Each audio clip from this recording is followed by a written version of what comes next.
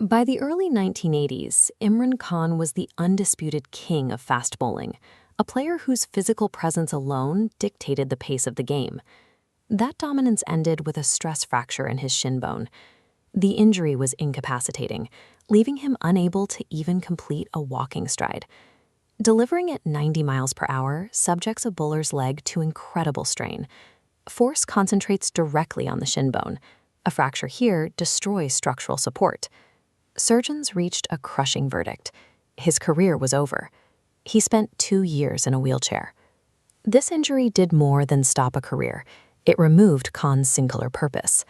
He was a generational talent suddenly stripped of his livelihood and his physical identity. Khan viewed the medical diagnosis as a challenge to be overcome. He adopted a mindset of absolute resistance, pursuing a recovery path his doctors found obsessive.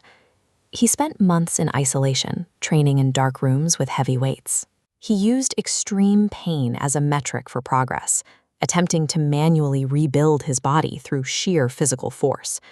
He sought unconventional medical treatments to bypass standard recovery timelines, testing the limits of human endurance to force a biological turnaround. His eventual return to health was a victory of willpower over clinical probability. He had reclaimed his story from a biological dead end. Khan's successful recovery led him back to the captaincy of the national team.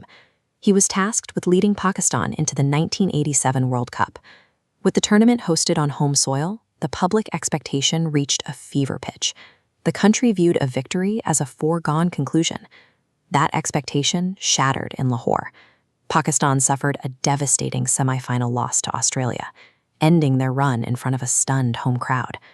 The failure in Lahore carried a weight that his personal injury never did.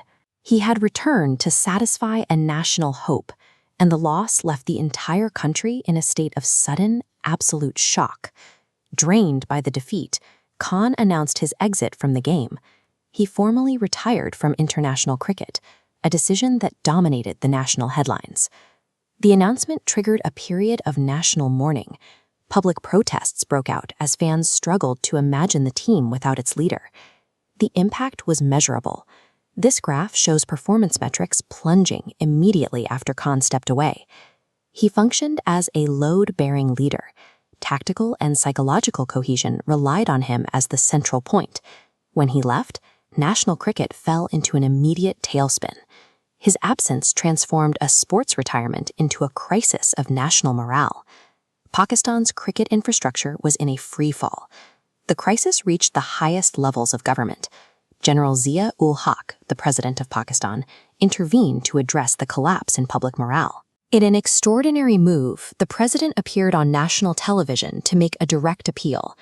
He asked Khan to return to the team for the sake of the country. This public summons forced Khan out of retirement. The pressure of the entire nation effectively ended his time away from the sport. This intervention redirected Khan's internal focus. He was returning to the field as a direct answer to a presidential request, assuming responsibility for the country's collective spirit. This return solidified his role as a public figure, whose performance was now directly tied to the national identity. Khan stepped onto the field to begin a final, high-stakes crusade. He returned with the specific intent of fulfilling an unfinished mission for his country. At the peak of this public commitment, he faced a profound personal tragedy. He lost his mother to cancer just as his new mission began.